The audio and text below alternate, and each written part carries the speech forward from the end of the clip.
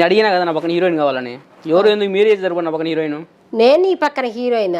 ఏం తక్కువ నాకేమన్నా? అది తక్కువ ఏమన్నా అన్నం చూడట్టుంది. నువ్వు నా పక్కన హీరోవా? నేనేంటి, నేను ఇప్పుడు నయనతార అని పేరు తెచ్చుకున్నాను. నా పక్కన ఏ మహేష్ బాబు, ప్రభాసో వీళ్ళు కావాలి కానీ నువ్వేందయ్యా నా పక్కన? కనొచ్చా మహేష్ బాబు? ఏమన్నా మహేష్ బాబు కనబడుతున్నాడా? కనబడతాడు. ఊహించుకుంటే ఎవరైనా కనపడతారు. మహేష్ బాబు కానీ మీరు హీరోయిన్? అప్పుడు చిరంజీవి గారిని అనుకునేదాన్ని మా హీరోని. పాపం పెద్ద ఆయన అయిపోయాడు కదా నాలాగా. ఇప్పుడు మళ్ళీ మహేష్ బాబుని అనుకుంటున్నాను. అంటే యంగ్ కావాలా మీకు? యంగ్ హీరో, ఆడతాడు, పాడతారు, మంచి చేస్తారు, బాగున్నాయి కదా సినిమాలు. అలా నేను మహేష్ బాబులో లేనమ్మా. ఉన్నావు అంటే ఉన్నట్టే, లేవు అంటే లేనట్టే. మళ్ళీ ఎందుకు చేయనంటారు మీరు?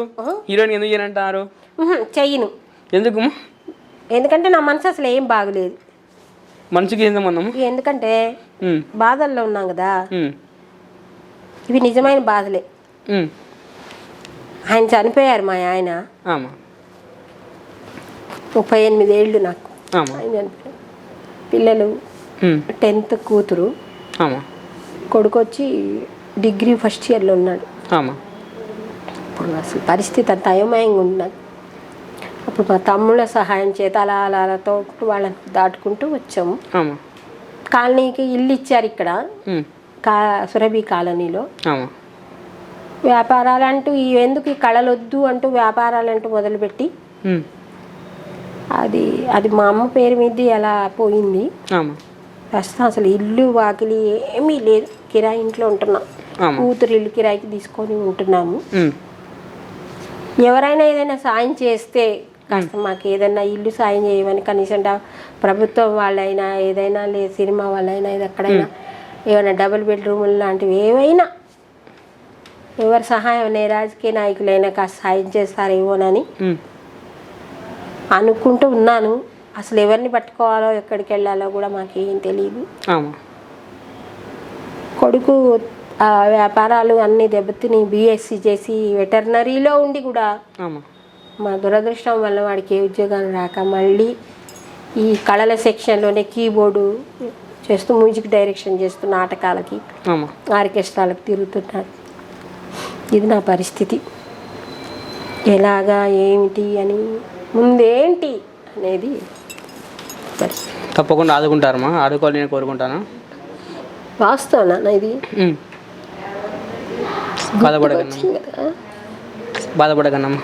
నవ్వుతున్నాను కదా, అది కాలక్షేపం చేస్తాను.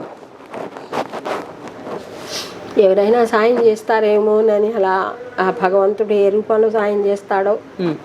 ఏదైనా చిన్న ఇల్లు కావాలి మాకు. ఎందుకంటే నా ఇంట్లో నా ప్రాణం పోవాలి. మీ ప్రాణం పోతే మేమే పోవాలి. మీ కాంపిటేటివ్ మేము ఇంకా అప్పుడే అంటే ఉన్నన్నాళ్ళైనా ఓకేనా? అట్లా చెప్తూ పోతుంటే ఎన్నో ఉన్నాయి కుటుంబ కష్టాలు. కానీ మాట్లాడు, చెప్పు బండనా. నీకు మంచి అమ్మాయి కావాలి. 100 కోట్లు కారు కావాలి. తప్పకుండా చూద్దాం. ఏది ఎలా తగులుతుందో మనకు తెలియదు కదా. అంతా భగవంతుడు ఉన్నాడు. ఎలా ఉండాలంటే అనుష్క కలర్ ఉండాలి. ఓకే. ఈ రష్మిక మందల మొహం కలర్ ఉండాలి. ఓహో. ఇంకోటి సీరియల్ లాగా అందం ఉండాలి. ఇలా అన్ని అమ్మాయిలు మిక్స్ చేస్తే నాకు రావాలి. ఒక నా ఇంకోటి ఏంటి, ఏం కమందా? రష్మిక మందన.